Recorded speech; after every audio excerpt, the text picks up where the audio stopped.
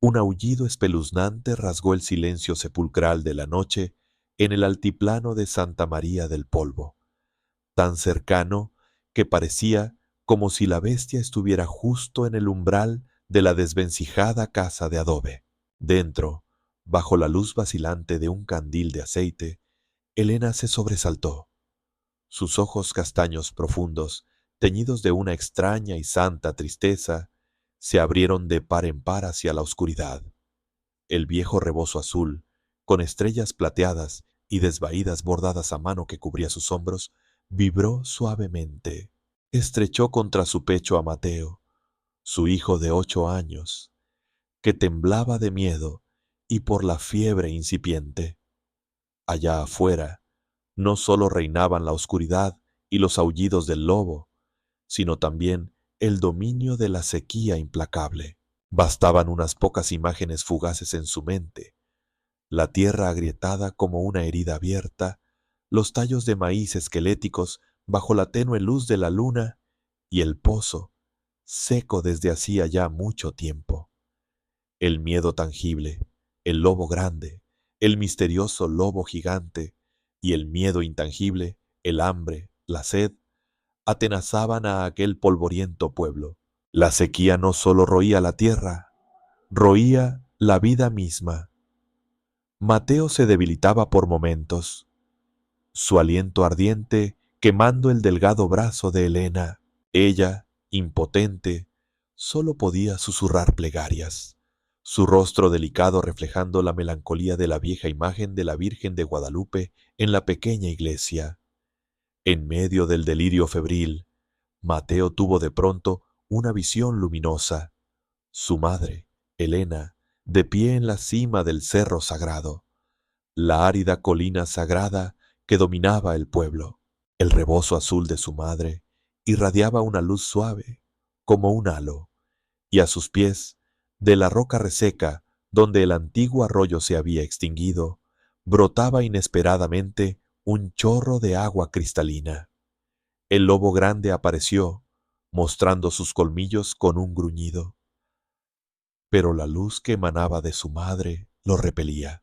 Mateo despertó, sus ojos brillando de un modo inusual. Mamá, soñé que estabas en el cerro sagrado y había agua, agua brotando de la roca. Tú ahuyentaste al lobo. El niño relató el sueño con fervorosa convicción, un rayo de esperanza brillando en la penumbra de la casa. Elena escuchaba, con el corazón más oprimido por la angustia que lleno de esperanza. Era solo el delirio de un niño febril, ¿verdad? Pero entonces, aprovechando un momento en que Elena buscaba unas escasas hierbas medicinales, la fe incipiente pero tenaz venció al miedo. Mateo, pequeño y débil, con una pequeña estatuilla de madera de la Virgen en la mano, salió furtivamente de la casa, decidido a ir solo hacia el cerro sagrado, hacia su sueño de esperanza. Un grito desgarrador de Elena resonó al descubrir la cama vacía. El miedo atroz al lobo, a la hostilidad del cerro, a su pequeño hijo enfermo, se apoderó de ella. Sin dudar un instante, impulsada únicamente por su instinto maternal, se echó apresuradamente el rebozo, salió disparada por la puerta y corrió en dirección al cerro sagrado. El viento polvoriento le azotaba el rostro, pero no se detuvo. Paralelos a los pasos desesperados de Elena, ascendían los pasos menudos pero decididos de Mateo por el sendero empinado y pedregoso. El niño estaba exhausto, jadeando, pero la imagen del agua de su sueño lo urgía a seguir adelante. Cuando Mateo estaba a punto de alcanzar la cumbre, donde solo quedaban las rocas cenicientas del lecho seco del arroyo, una sombra enorme emergió de detrás de un peñasco. Era el lobo grande, más grande y feroz de lo que contaban las leyendas. Sus ojos, amarillos como ascuas ardientes, se clavaron en la pequeña figura de Mateo. El niño, se quedó petrificado, mudo de terror. Justo en ese momento, resonó el grito desgarrador de Helena. Acababa de llegar corriendo, jadeante, y se interpuso delante de su hijo, enfrentándose cara a cara con la enorme bestia. En aquel instante de vida o muerte, bajo el sol abrasador, Helena se mantuvo erguida, el rostro pálido pero la mirada firme, su rebozo azul ondeando levemente al viento. Estaba allí, sin armas, con solo su frágil cuerpo y su amor infinito como escudo.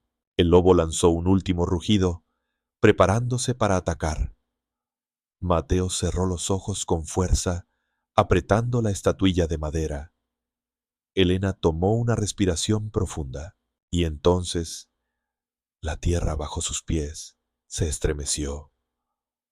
Un crujido seco resonó desde la peña más grande en medio del lecho seco. Casi al unísono con el rugido del lobo, un chorro de agua cristalina y poderosa brotó súbitamente de la fisura, salpicando hacia el cielo como un milagro desatado. El sonido impetuoso del agua ahogó cualquier otro ruido. El lobo, sorprendido por el agua inesperada y aquella fuerza extraña, retrocedió gruñendo, luego dio media vuelta y desapareció velozmente en el cañón. Helena y Mateo se derrumbaron junto al agua recién nacida, abrazándose con fuerza, sollozando de miedo, alivio y asombro ante el milagro manifiesto. En ese preciso instante, el padre Miguel y doña Isabela, junto a otros curiosos, llegaban jadeando a la cumbre. Enmudecieron, con los ojos desorbitados, ante la escena increíble. Helena y Mateo, a salvo, junto al manantial que brotaba con fuerza. Y entonces apareció también don Julio, el hombre siempre escéptico y colérico, acompañado de su grupo de cazadores. Contempló atónito el agua y las enormes huellas del lobo, aún marcadas claramente en la tierra húmeda cercana. La escopeta resbaló de sus manos. Por primera vez en muchos años, la arrogancia desapareció de su rostro curtido, reemplazada por el temor reverencial y la vergüenza. Lentamente cayó de rodillas, no ante Helena, sino ante el poder que acababa de manifestarse desde las entrañas resecas de la tierra. El silencio envolvió la cima del cerro sagrado por un instante, solo interrumpido por el alegre murmullo del agua, como un himno recién compuesto. Luego, como si rompiera una presa, estallaron exclamaciones de asombro y oraciones entrecortadas de los aldeanos que acababan de llegar. Tocaban el agua fresca, llevándosela al rostro como para asegurarse de que no era una ilusión. Lágrimas rodaban por las mejillas curtidas por el sol, no solo de alegría, sino también de vergüenza por el escepticismo tan arraigado. El padre Miguel, con sus ojos ancianos también empañados por las lágrimas, se acercó al manantial e hizo solemnemente la señal de la cruz. Gracias a Dios Todopoderoso y a la bondadosa Madre Guadalupe, resonó su voz.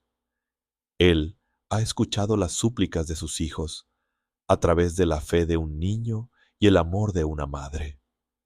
Miró a Helena con profundo respeto, pero también con un aire protector, como queriendo resguardarla de la mirada excesivamente devota de la multitud que comenzaba a formarse. Don Julio permanecía arrodillado, con la cabeza gacha. No miraba a Helena, sino al agua que fluía sobre sus dedos callosos. No necesitaba decir nada. Esa genuflexión era la confesión, la disculpa más elocuente. Cuando se levantó, su rostro aún conservaba su dureza, pero la amargura se había disipado, reemplazada por una extraña determinación. Se volvió hacia los otros hombres, su voz ronca pero clara. ¿Qué hacemos aquí parados? Hay que llevar agua al pueblo. Aquellas palabras fueron como una señal que rompió el estupor. La gente se apresuró a usar sombreros, los pliegues de sus ropas, cualquier cosa que sirviera para recoger las primeras y preciosas gotas de agua. El viaje de descenso ya no fue la huida despavorida de Helena al subir, sino una procesión llena de júbilo y esperanza. Las risas y conversaciones animadas reemplazaron a los suspiros y lamentos. Su legado no eran historias divinas, sino las semillas de esperanza, unidad y compasión sembradas en la tierra y en la gente de allí, para que continuaran brotando y floreciendo a través de las generaciones futuras. El tiempo era ciertamente un flujo mágico, así como el agua fresca del Cerro Sagrado había transformado silenciosamente Santa María del Polvo de una tierra muerta en un oasis fértil en medio del altiplano desolado. Mateo, el niño de antaño, era ahora un pilar fuerte del pueblo, mientras que Helena, la madre con rostro de virgen, ahora irradiaba la belleza de la experiencia, serena como un lago después de la tormenta. Parecía que la paz sería la eterna sinfonía del pueblo donde el milagro se había manifestado. Pero entonces las primeras notas discordantes aparecieron sin previo aviso y llenas de sutileza. Llegaron en relucientes jeeps, vehículos tan extraños que el polvo del camino parecía dudar en adherirse a ellos. No eran los comerciantes familiares de piel curtida y sonrisa afable, sino hombres con trajes impecables, maletines de cuero bajo el brazo, presentándose como geólogos e ingenieros de la lejana ciudad. Hablaron de investigación científica, apoyo técnico para la preciosa fuente de agua que todo el pueblo atesoraba como una joya. Caminaban por todas partes, colocando extrañas máquinas en el suelo, clavando estacas de marcación, tomando muestras de agua en tubos de ensayo transparentes, tomando fotos sin parar y haciendo preguntas sobre la historia del arroyo, sobre la tierra en el Cerro Sagrado, sobre títulos de propiedad de los que los aldeanos nunca habían oído hablar. Su tono de voz era mesurado, sus sonrisas profesionales, pero sus ojos eran fríos y escrutadores. Don Julio, cuya cabeza se había vuelto mucho más canosa, entrecerró sus viejos ojos con cautela. El padre Miguel, en la pequeña iglesia, sintió una vaga inquietud filtrarse en su mente. Y Helena, ella sintió más claramente la perturbación que se avecinaba, una corriente helada oculta tras esa fachada cortés. Después de unos días de exploración y medición, el velo de la ciencia fue levantado. No habían venido a ayudar, habían venido a llevarse algo. Eran representantes de una enorme corporación capitalista, y su objetivo era precisamente el agua sagrada del Cerro Sagrado. En una reunión extraordinaria del pueblo convocada apresuradamente, desplegaron planos llamativos, hablando de una planta embotelladora de agua mineral llamada Fuente Sagrada de los Andes, de un lujoso resort que se construiría al pie del cerro, atrayendo turistas de todo el mundo para disfrutar del milagro. Prometieron carreteras asfaltadas, una escuela decente para los niños, una clínica con médicos y enfermeras, y empleos con salarios que la gente de Santa María del Polvo nunca se había atrevido a imaginar. Dinero, comodidades, un futuro rico pintado de forma tentadora ante los ojos de personas que solo habían conocido el trabajo manual y una vida de carencias. El aire en el improvisado salón comunal se volvió denso. El silencio inicial fue rápidamente roto por murmullos y discusiones. La codicia, que había sido solo una semilla latente, comenzó a despertar ante la lluvia de promesas. Los jóvenes, aquellos que crecieron oyendo hablar del milagro, pero también sintiendo la pobreza persistente, fueron los primeros en vacilar. ¿Por qué no? Hemos sufrido demasiado, gritó un joven.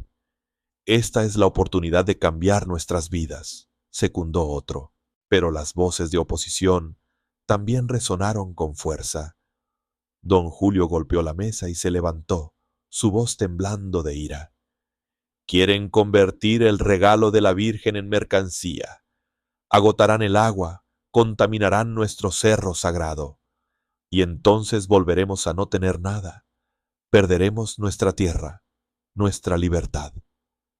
El padre Miguel continuó, con voz grave y triste. El dinero puede comprar comodidades, pero no puede comprar el alma de esta comunidad, hijos míos. La división era ya palpable, tan clara como las grietas en la tierra durante la antigua sequía. Estallaron acaloradas discusiones allí mismo. Los lazos de vecindad comenzaron a resquebrajarse. Mateo intentó llamar a la calma, recordando a todos el valor de la unidad que una vez los había salvado. Pero sus palabras eran como viento para aquellos deslumbrados por la perspectiva de la riqueza. Viendo la tensión, los representantes de la corporación cambiaron de actitud. Las sonrisas desaparecieron, reemplazadas por una expresión fría y altiva. Insinuaron procedimientos legales ya preparados sobre derechos de explotación que de alguna manera habían obtenido, sobre el apoyo del gobierno de la ciudad al proyecto. Y entonces se dio el ultimátum, una semana para que Santa María del Polvo tomara una decisión final, aceptar, cooperar y recibir su generosidad o enfrentar medidas que preferirían no tener que usar. La amenaza no necesitaba ser explícita para que todos la entendieran. El pequeño pueblo, recién resurgido de las cenizas de la sequía, ahora enfrentaba una nueva tormenta. Un lobo con un rostro glamoroso, pero colmillos aún más afilados, y esta vez sembraba la división desde dentro de la propia comunidad. El miedo y la confusión comenzaron a extenderse, reemplazando la esperanza recién encendida. La semana del ultimátum pasó como un siglo en la pesada atmósfera de Santa María del Polvo. El aire estaba cargado de sospecha y tensión. Vecinos que habían trabajado hombro con hombro, cavando el canal, ahora se miraban con recelo y frialdad. Las disputas ya no se limitaban al salón improvisado, sino que estallaban por doquier. En los campos, junto al canal, incluso en la pequeña iglesia después de la misa dominical. Las risas cesaron, dando paso a susurros malintencionados y acusaciones amargas. La facción que apoyaba a la corporación, a la que se le prometieron beneficios privados, comenzó a presionar abiertamente a los opositores. Se burlaban de la terquedad y el atraso de don Julio, insinuando que el padre Miguel solo se preocupaba por la fe y no por la vida práctica de sus feligreses. Don Julio solo podía apretar sus manos callosas con impotencia y rabia, mientras el anciano sacerdote pasaba la mayor parte del tiempo arrodillado ante el altar, su rostro austero vuelto hacia la estatua de la Virgen de Guadalupe como buscando una guía divina. Mateo sentía como si el peso aplastara sus hombros. Corría de un lado a otro entre las dos facciones, tratando de reparar las fisuras, recordándoles el pasado de unidad, la santidad del agua, los lazos de vecindad que les ayudaron a superar la gran sequía. Pero sus palabras eran como echar sal al mar. La tentación del dinero y el miedo al poder de la corporación habían nublado la razón de demasiadas personas.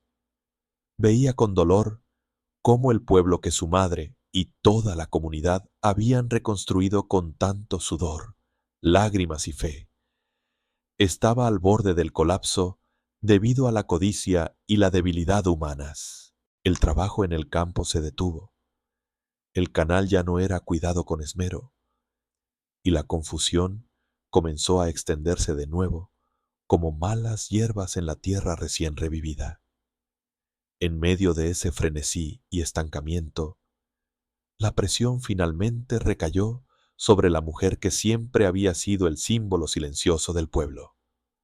Elena.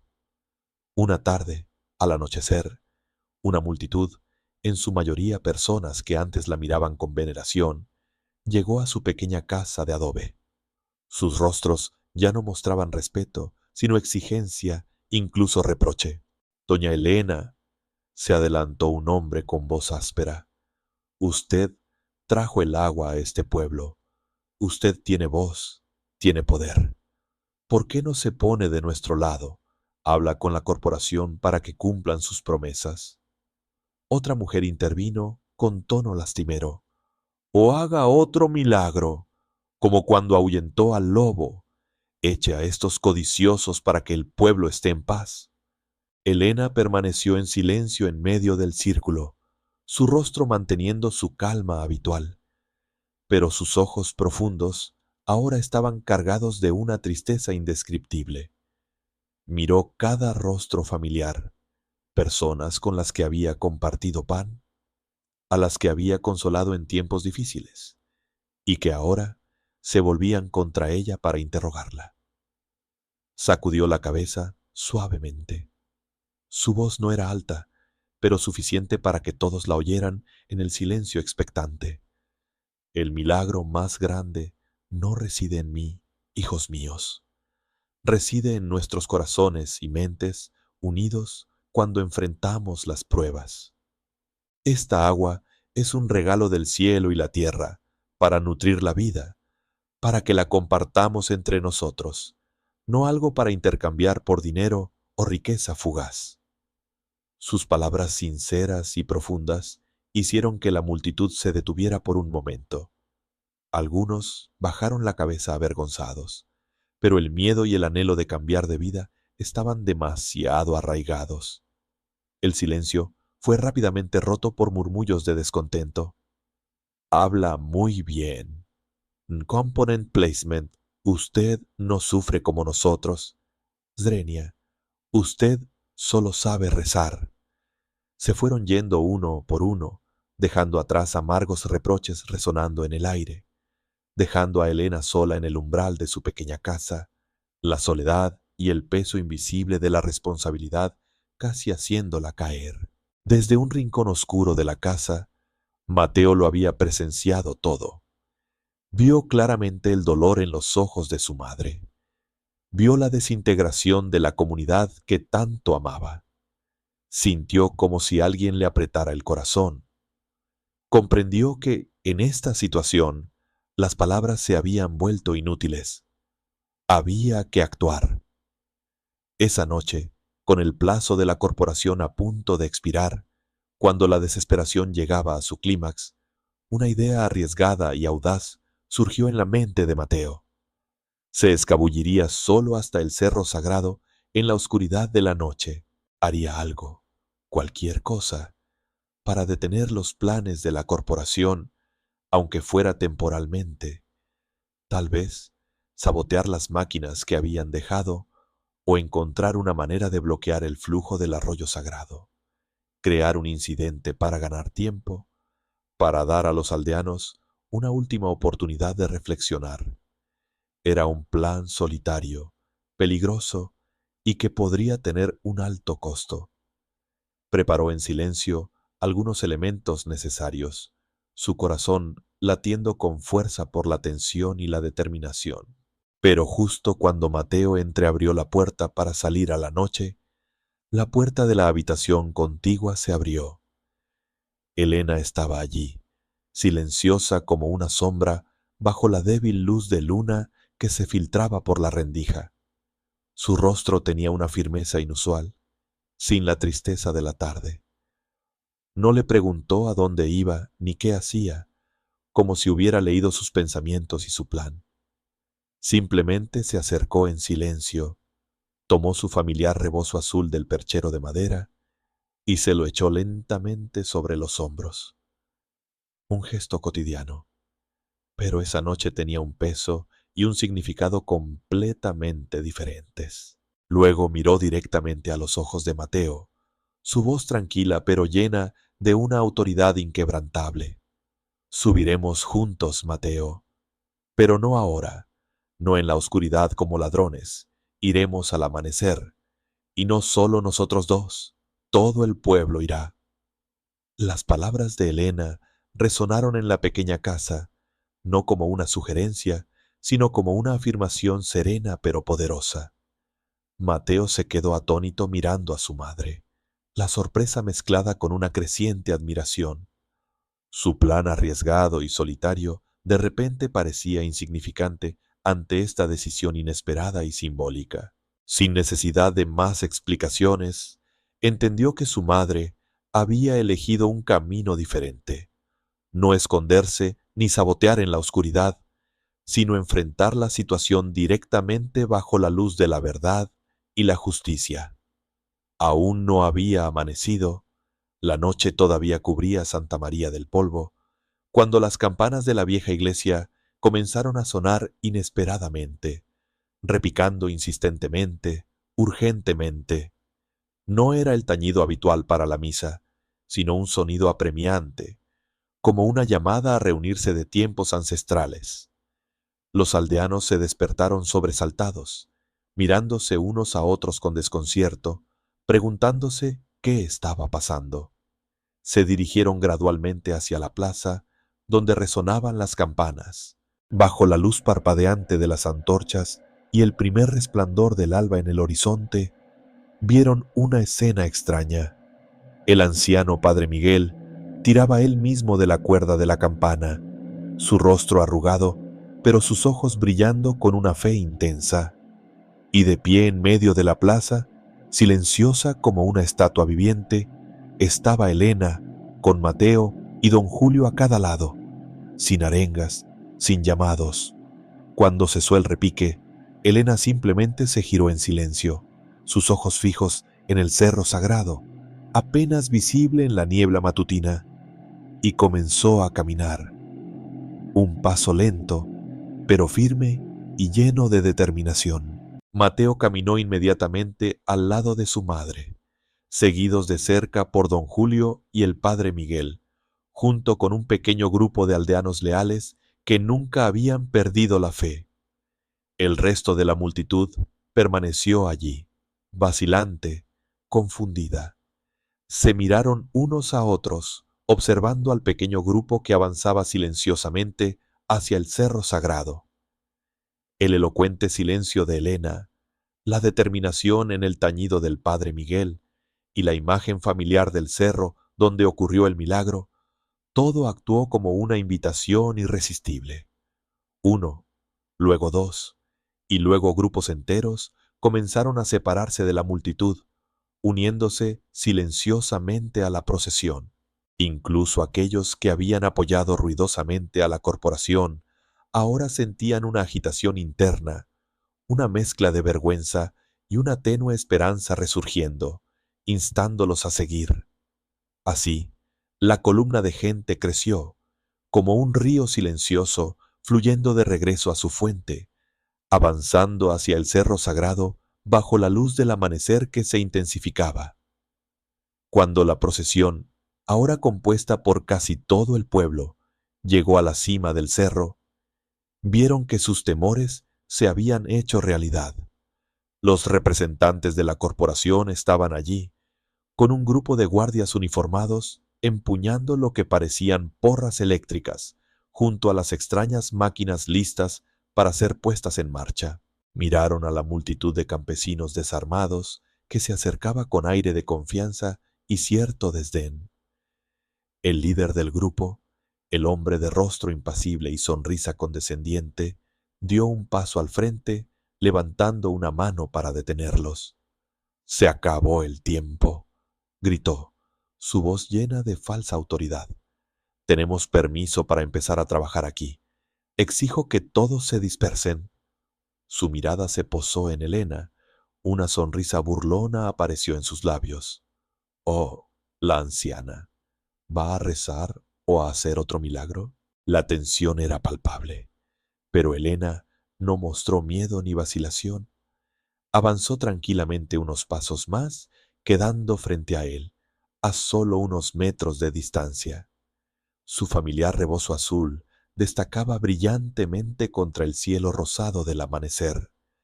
No miró las armas en manos de los guardias, sino directamente a los ojos del líder. Entonces habló.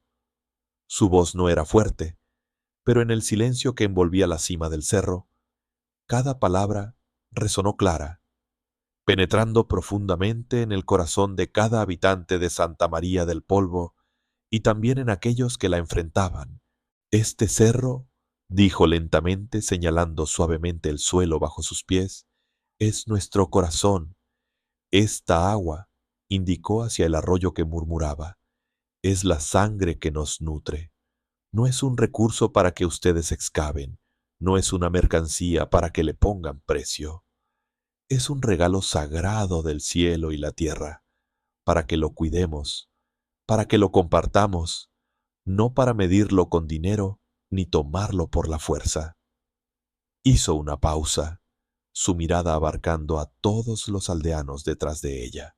Podemos ser pobres, no tenemos armas como ustedes, pero tenemos fe en lo que es justo. Tenemos la unidad forjada en la adversidad y permaneceremos aquí, protegiendo este regalo, protegiendo el alma de este pueblo con todo lo que tenemos.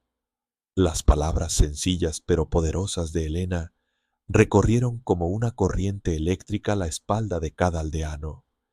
El miedo acumulado, la división causada por la codicia y las falsas promesas se disiparon de repente. Como por una señal invisible, todos se tomaron de las manos, se acercaron más, formando un sólido muro humano, silencioso pero firme. Detrás de Elena, Mateo, don Julio y el padre Miguel. Ya no había miradas de miedo o duda, solo una determinación férrea reflejada en cientos de ojos que miraban al frente. Era la fuerza de la unidad, la fuerza de una comunidad que había recuperado su voz y su alma. Los guardias de la corporación, acostumbrados a lidiar con la violencia o la sumisión, claramente vacilaron ante ese muro humano silencioso y su espíritu indomable. El líder gritó algunas amenazas con rabia, ordenando a sus hombres avanzar, pero nadie se atrevió a cruzar la línea invisible creada por el coraje y la solidaridad de todo un pueblo. En el momento de máxima tensión, cuando el conflicto parecía inminente, una fuerte ráfaga de viento barrió inesperadamente la cima del cerro. El rebozo azul de Elena ondeó vigorosamente en el viento como un estandarte. Al mismo tiempo, como en una respuesta milagrosa, el agua del arroyo pareció rugir con un sonido más fuerte, más resonante de lo habitual. Quizás fue solo una coincidencia de la naturaleza, pero para los presentes pareció una señal divina, un testimonio del cerro al coraje y la justicia de los aldeanos. La gente de la corporación, que solo creía en el poder del dinero y la fuerza, sintió una verdadera inquietud ante esta fuerza espiritual y unidad inquebrantable. El líder, con el rostro enrojecido por la ira, pero reconociendo la desventaja de la situación, sabía que usar la fuerza ahora tendría consecuencias impredecibles y atraería una atención no deseada. Apretó los dientes, maldijo entre dientes y luego se volvió para hacer una señal a sus hombres. ¡Retirada! Bajo la silenciosa mirada de todo el pueblo, el grupo de extraños recogió torpemente su equipo y maquinaria, cargándolo en los jeeps.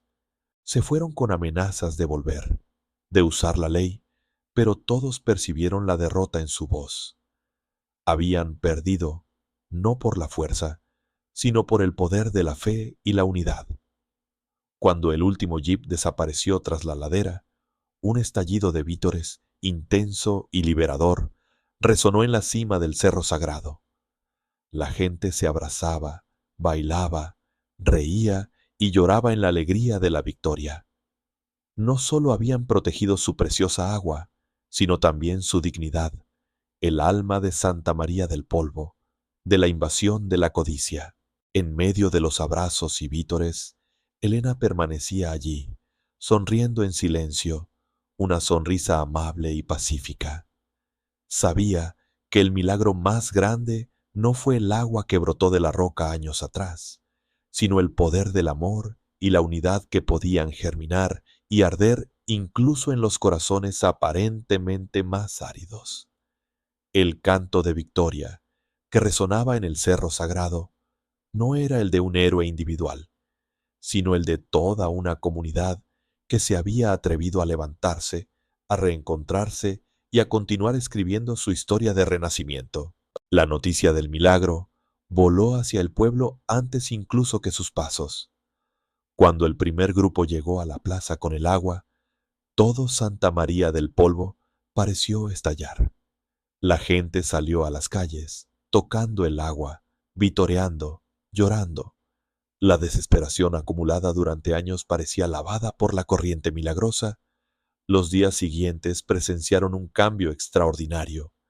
Bajo la guía algo torpe, pero entusiasta de don Julio y el ánimo del padre Miguel, todo el pueblo se unió para cavar un pequeño canal desde el cerro sagrado. Los hombres que antes solo sabían sentarse en la cantina a lamentarse o discutir entre ellos, ahora trabajaban hombro con hombro, cavando la tierra reseca con una fuerza que parecía perdida. Risas y bromas resonaban en la ladera en lugar del silbido del viento entre los arbustos secos. El sudor corría, pero nadie se quejaba, porque estaban construyendo juntos su propio renacimiento.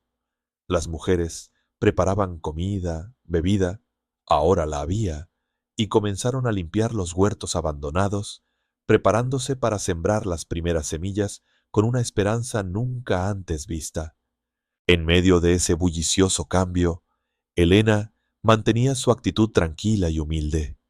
La gente la miraba de manera diferente, con respeto, un poco de temor reverencial, a veces con una veneración excesiva que la incomodaba. Algunos intentaban tocar su rebozo azul, como buscando una bendición. Elena siempre sonreía amablemente, tratando de desviar la conversación o volviéndose para ayudar a doña Isabela con pequeñas tareas. No quería convertirse en un símbolo viviente, solo quería ser Elena, la madre de Mateo, parte de esta comunidad renaciente. Mateo era diferente. Su alegría era evidente. Corría por todas partes, contando orgullosamente su sueño a quien quisiera escucharlo. Pero bajo la gentil guía de su madre y del padre Miguel, fue comprendiendo gradualmente que el milagro no provenía solo del sueño, sino también de la fe y la acción de todos. Finalmente, el canal se completó. El agua clara fluía hacia un depósito temporal en medio del pueblo, y desde allí serpenteaba a través de pequeñas acequias recién cavadas hacia cada huerto. El verde tierno de la vida comenzó a salpicar el suelo parduzco y descolorido. Las risas de los niños jugando junto al agua se convirtieron en el sonido familiar de Santa María del Polvo. A veces, en las noches de luna clara, aún se oía a lo lejos el aullido del lobo grande desde las montañas distantes, como un recordatorio de que la naturaleza seguía siendo implacable y llena de peligros latentes. Pero ahora, el miedo ya no lo envolvía todo como antes. Tenían agua, tenían esperanza y lo más importante, se tenían los unos a los otros de nuevo. El atardecer descendía, tiñendo de oro el pueblo que lentamente renacía. Elena estaba sentada en el porche, mirando a Mateo jugar absorto con la tierra húmeda, intentando plantar una pequeña semilla de maíz. El rebozo azul aún cubría sus hombros. Sus desvaídas estrellas plateadas parecían brillar más bajo la luz del crepúsculo. Ya no miraba hacia las colinas con miedo, sino con una serena tranquilidad. El milagro había ocurrido, pero la vida continuaba, con sus desafíos y sus alegrías sencillas. Y ella, Elena, la mujer con el rostro de la Virgen, había encontrado la mayor fortaleza no en el milagro, sino en el amor, la fe y la silenciosa resiliencia de lo cotidiano. El tiempo pasaba como un arroyo recién llegado al pueblo, trayendo consigo vida y cambios lentos pero seguros. Santa María del Polvo ya no era la aldea polvorienta y moribunda. Verdes huertos, rodeaban las casas de adobe, el maíz y los frijoles se estiraban hacia el sol, e incluso algunos árboles frutales, antes raquíticos, comenzaban ahora a dar pequeñas flores. Las risas ya no eran solo de los niños, sino también de los adultos, que habían reencontrado la alegría en el trabajo y la esperanza en la próxima cosecha. Sin embargo, el resurgimiento no era solo color de rosa. El agua del cerro sagrado, aunque preciosa, no era infinita. El padre Miguel y don Julio, ahora voces respetadas en el pueblo, tenían que recordar constantemente a todos la necesidad de usar el agua con moderación y compartirla equitativamente. Pequeñas disputas surgían a veces cuando un huerto parecía recibir más riego que otro, o cuando alguien desperdiciaba agua sin querer. Era entonces cuando el papel silencioso de Elena se volvía importante. Ella no intervenía para juzgar ni sermonear, pero su presencia, con su calma y bondad sincera, a menudo calmaba los ánimos exaltados. Una palabra amable, un gesto de ayuda desinteresada, o simplemente su serena presencia, bastaban para recordar a todos la unidad que les había ayudado a superar la gran sequía. La gente empezó a comprender que el milagro trajo el agua, pero era la solidaridad y el compartir lo que mantendría ese flujo constante. La posición de Elena en el pueblo también cambió gradualmente. La adoración inicial disminuyó, dando paso a un respeto genuino. Ya no la veían como una santa aparecida, sino como una hermana, una vecina confiable, un ejemplo de resiliencia y compasión. Su rebozo azul seguía siendo parte inseparable de ella, pero ya no cargaba un significado sobrenatural, sino que se convirtió en un símbolo de protección, de esperanza y de una belleza sencilla, pero fuerte. Empezó a enseñar a los niños del pueblo viejas canciones, historias de valentía y fe que su madre le contaba, y también a hacer pequeñas artesanías con materiales encontrados alrededor del pueblo. Su pequeña casa se convirtió en un lugar cálido donde a los niños les gustaba reunirse después de ayudar a sus padres en el campo. Mateo creció en esa atmósfera de cambio. Nunca olvidó el sueño y el milagro en el cerro sagrado, pero también aprendió de su madre que la fe no es solo rezar pidiendo favores, sino también actuar para ayudar a otros y construir una vida en común. Se convirtió en un adolescente sano y trabajador, siempre dispuesto a ayudar a don Julio en el campo o al padre Miguel en la iglesia. Llevaba dentro la fe intensa de la juventud y la calma y bondad aprendidas de su madre. Una tarde, muchos años después del milagro, una gran tormenta azotó inesperadamente el altiplano. Llovía a cántaros, con truenos y relámpagos retumbando. El arroyo del cerro sagrado se volvió repentinamente furioso, turbio, arrastrando tierra y rocas. Amenazando con romper el canal que todo el pueblo había construido con tanto esfuerzo, el miedo regresó brevemente. Pero esta vez, la gente de Santa María del Polvo no entró en pánico ni desesperación. Se reunieron rápidamente, bajo el mando tranquilo de don Julio y el aliento del padre Miguel.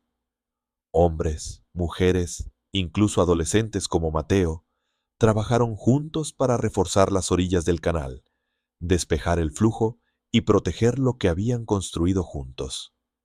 Elena no participó directamente en el arduo trabajo, pero estuvo allí, en medio de la lluvia y el viento. Preparó agua caliente, llevó tortas de maíz calientes a los que luchaban contra la crecida, y rezó en silencio por la seguridad de todos. Cuando pasó la tormenta, el canal estaba algo dañado, pero resistió. El pueblo estaba a salvo. Esa noche, cuando todos regresaron a casa, cansados pero aliviados, vieron a Elena de pie en la plaza, su rebozo azul oscurecido por la lluvia, pero su rostro irradiaba una calma inusual. Comprendieron que la verdadera fuerza no radicaba en prevenir desastres naturales, sino en la capacidad de enfrentarlos y superarlos juntos. Pasaron más años. El padre Miguel había envejecido y estaba débil. El cabello de don Julio era completamente blanco. Mateo era ahora un hombre adulto, asumiendo muchas responsabilidades en el pueblo. Elena, aunque tenía arrugas alrededor de los ojos, conservaba su belleza serena y su calma interior. Ocasionalmente, viajeros que pasaban por Santa María del Polvo, al oír la historia del milagro del agua y la mujer que se parecía a la Virgen María, buscaban conocerla. Pero usualmente solo encontraban a una mujer sencilla trabajando en su jardín, enseñando a los niños a cantar, o sentada en silencio bajo el porche, mirando el atardecer sobre el cerro sagrado, ahora cubierto de verde vegetación. La historia del lobo grande se convirtió gradualmente en una leyenda contada a las generaciones futuras, un recordatorio del difícil pasado y la fuerza de la fe.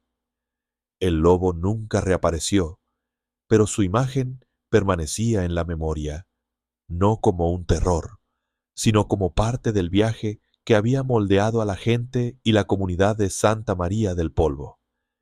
Y Elena, la mujer silenciosa del sol y el polvo, ya no necesitaba milagros, porque su vida sencilla, resiliente y llena de amor, junto con el renacimiento de toda una comunidad desde el borde de la desesperación, era el mayor milagro de todos.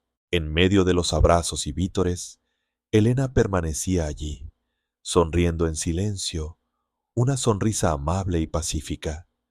Sabía que el milagro más grande no fue el agua que brotó de la roca años atrás, sino el poder del amor y la unidad que podían germinar y arder incluso en los corazones aparentemente más áridos. El canto de victoria que resonaba en el cerro sagrado no era el de un héroe individual, sino el de toda una comunidad que se había atrevido a levantarse, a reencontrarse y a continuar escribiendo su historia de renacimiento.